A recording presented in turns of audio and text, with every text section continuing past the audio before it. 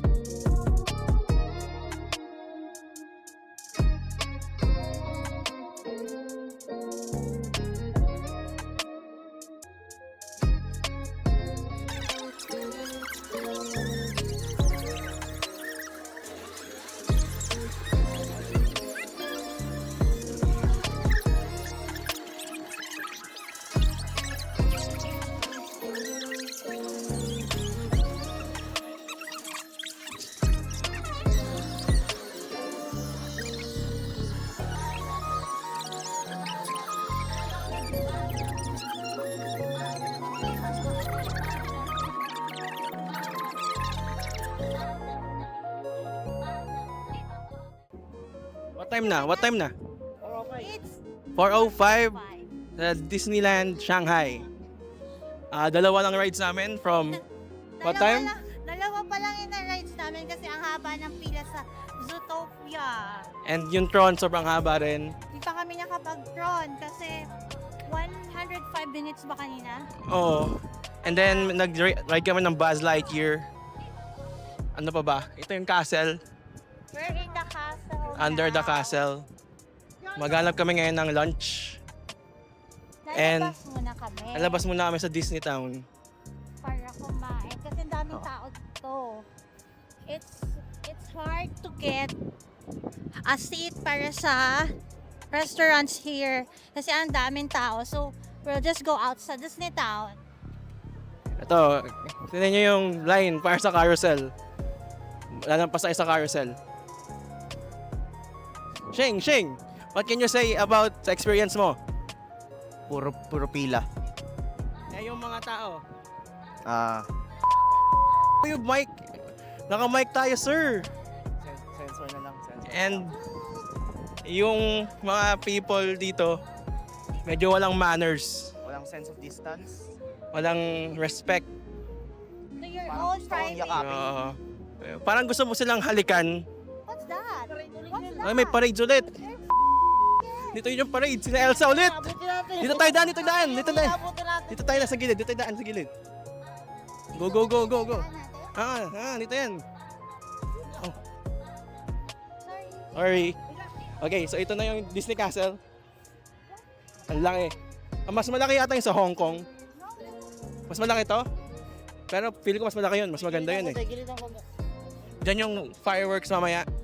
Ito na yung parade. Saan na yun? Yun tayo dapat eh. Yun na. Narinig ko na yung parade. Ikaw, Ali, what can you say sa experience mo? Chaotic. Chaotic. Ang isa namin natikman dito is yung popsicle. Masarap yung popsicle. Nasa siyang raspberry. Siguro acquired taste pare, no? Hindi mo siya pwede siya para sa akin. Ano siya, 45 RMD o CNY. Ayun, ang puti ka na yung pala ng parade. Pero, Mas mabilis pa na sa atin yung parade. Tama na yan. Haba ng bin. Mas mabilis pa sa atin yung parade eh, oh. ang haba ng parade. Oh? May kabayo dun. Yun, ay, Okay, picture natin ano. yun muna. May sabihin ka ba? Ito na picture natin, Gil. Mahabang wala pang sa atin. Okay, may sabihin ka ba ngayon? Wala na. Tapusin na natin. Wala na ako sasabihin. Okay, that's all. Bye-bye.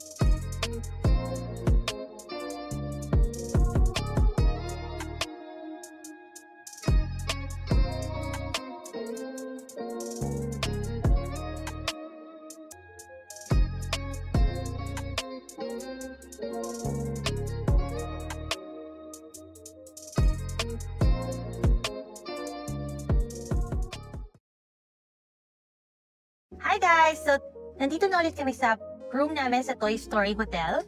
So, the whole day we went to the Disneyland Park. Medyo nagkaroon lang ng konting hiccups during our security check.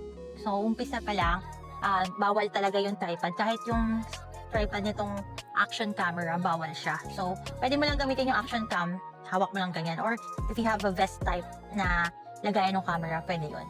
But tripods are really not allowed. Kahit yung maliit na, yung duktong ng, yung duktong ng DJI Pocket 3 ko, hindi din to pwede. So, kahit maliit siya, hindi siya pwede.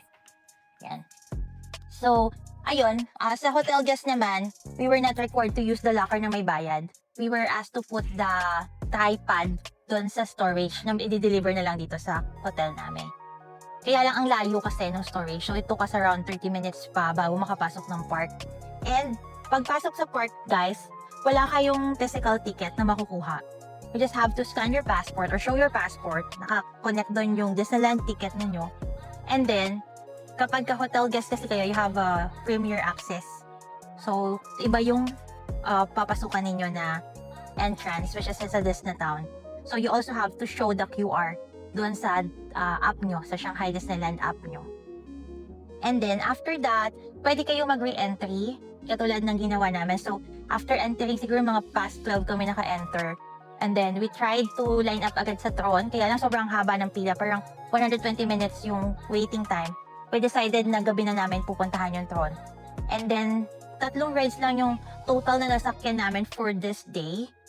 Ang tagal kasi namin nag-line up sa Zootopia. Since this is, Zootopia kasi is only dito lang sa Shanghai. So, wala siya sa ibang Disneyland. So, if you are going to Shanghai Disneyland, make sure na mapuntahan nyo yung Zootopia. Kaya yun yung actually, second namin na pinuntahan. We were able to see the parade din naman. And of course, na-illuminate yung fireworks nila sa gabi. And we were able to conquer Tron. Ang galing kasi ang ganda ng Tron, guys. If you're visiting one of the recommended rides din namin yung Tron, and of course yung Zootopia. Kung gusto nyo ma-maximize yung time nyo, lalo na kapag peak season, make sure to buy express pass, pag-ipunan nyo na kung gusto nyo talaga madaming masakyan. Kasi for us, ang haba ng pila, more than 2 hours kami pumila sa Zootopia today. And to think na Thursday ngayon, hindi siya weekend, hindi Friday, but fully booked kasi yung park. So, sobrang daming tao talaga. So, most of the rides, lalo na kapag kayo mga popular rides, 100 minutes to 210 minutes yung waiting. So, ganun siya kahaba. So, make sure na kung ganun peak season kayo mapapapunta, make sure pag-ipunan nyo na din yung express pass nyo. Kami walang express pass, kaya 3 rides lang yung nasakyan namin today. And sobrang pagod din kasi wala silang mga upuan during the line, diba? Pag naka-line ka, nakatayo ka lang all the time. Masasabi ko lang, I think, this is my own opinion. Yung Hong Kong Disneyland, I feel na much better yung Hong Kong Disneyland compared to Shanghai Disneyland. The illuminate or yung fireworks, parang hindi siya, wala akong na-feel. Pero nung nanonood ako ng Hong Kong Disneyland fireworks display, parang ang nostalgic, nakakatuwa siyang panoodin, nakaka-happy. Parang dito sa Shanghai Disneyland, parang wala lang, nanood lang ako ng fireworks sa castle. Parang ganun lang yung dating sa akin. I'm not sure sa iba ha. Let me know kung same ba kayo na experience. Basta sa Hong Kong Disneyland, parang iba kasi yung yung feeling. And yung mga songs din kasi dito sa Illuminate, medyo hindi ka makarelate. First is of course Chinese siya. Sa Hong Kong Disneyland din naman may mga Chinese song. But then again, parang siguro bago na. And then, sa Hong Kong Disneyland, ginagamit pa yung mga luma na songs. Maybe that's also a factor. And then, ano pa ba? Compared to Hong Kong Disneyland, mas malinis din ang Hong Kong Disneyland compared dito sa Shanghai. Kasi, ang dami ding siguro because of the people na nandito, pwede kasi ditong magdala ng food. Pwede magdala ng water. So, hindi siya restricted. So, habang nakapila sila, kumakain sila. And habang kumakain sila, tinatapon din nila yung basura nila kung saan sila nakatayo. May dumudura pa sa pila, mga ganong eksena. So, mas feel namin na much better yung Hong Kong Disneyland when it comes to cleanliness. Although, ang daming naglilinis maya't maya may nagwawalis, may nagpupulot ng basura. But the people kasi are just throwing garbage maya't maya din. Kaya, ang kalat, ang dumi pala ng Disneyland, ng Shanghai Disneyland. Tapos guys, pwede din kayo dito mag-re-entry. So, since hotel guest kami, ang ginawa namin, kasi pag hindi ko pwede mag-early check-in dito sa Toy Story because fully booked nga din sila, tsaka lagi namang madaming tao sa Disneyland Hotel. So, pumunta kami ng maaga just to claim our Disneyland park tickets. And then, iniwan na namin yung mga luggage namin. Pero, they asked us to go back ng 3 p.m. onwards para magkakuha kami ng room. So, nakabalik kami siguro mga almost 5 na. Tapos meron na kami syempre yung room, na-ready na nila yung room namin. And then they just delivered our luggage din dito. And yung tripod namin, dineliver na din dito sa room namin. So, ayun, maganda din siya kasi you can already enjoy the park habang nag-aantay ka na ma-ready yung room mo. And then after nun, yung 5 until 7 p.m. we just rested dito sa room namin. Tapos bumalik na lang kami, nag-re-entry kami ng 7 p.m. sa Disneyland Park para manood nung Illuminate at sumakay ng Tron. And guys, if you are traveling or if you want to visit Disneyland Shanghai, make sure to visit yung Zootopia kasi dito nga lang yun. Tapos yung Tron. Those two are very nice rides na pwede nyong puntahan dito. Highly recommended namin yung Tron. Huwag nyong imimiss yun. Tapos, syempre yung Zootopia, since ito lang yung may Zootopia na Disneyland, might as well, huwag nyo din imiss yun. And then, dito pala sa hotel guys, meron na silang free shuttle service. So, papunta sa park or papunta sa Disney Town. Meron din silang shuttle service going to the metro. So, if you are, checking out na tapos pabalik na kayo sa city or lilipat na kayo ng hotel, you can use that shuttle papunta sa metro. And yung schedule ng shuttle is from 6 p.m. until 11:30 p.m. Pag papunta kayo ng resort, every 10 minutes yung frequency niya. Pag naman papunta ng metro, 20 minutes yung frequency niya.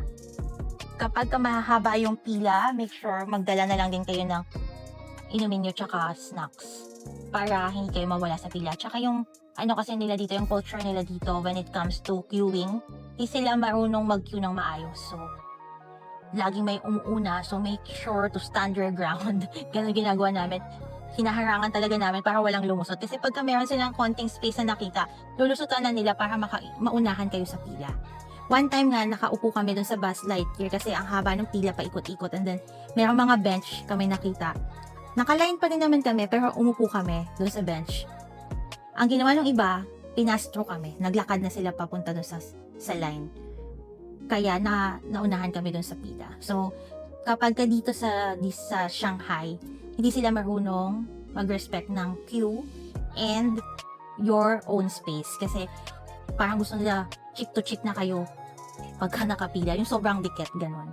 So, yun lang. If you are, katulad sa amin, hindi kami sanay na ganun na laging dikit-dikit yung sobrang pila. Napapagsabihan namin sila, sasabihan namin na please make some space, ganyan. Pero hindi sila nakikinig. Minsan, pag sabi mo na please make some space, mag-space lang sila ng konti, pero maya-maya ayan na naman sila. So, yun, nakakainis lang din yung ganong culture nila dito. Pero wala tayong magagawa because we are the tourist here, tayo yung dumayo. So, pagtsagaan natin, diba? So, yun lang muna guys. If I have other things na maisip ko, I will compile all the things that we learned during our visit here in Shanghai Disneyland.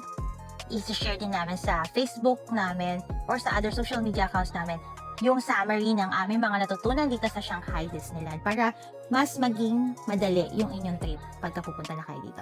So, ayun muna guys, ang ending ng aming day 3 in Shanghai, China. I hope you like this video and don't forget to follow us, share and subscribe to our channel, and see you on our next adventure. This is Great Dashing Adventures, where adventure never ends. Till our next adventure, goodbye!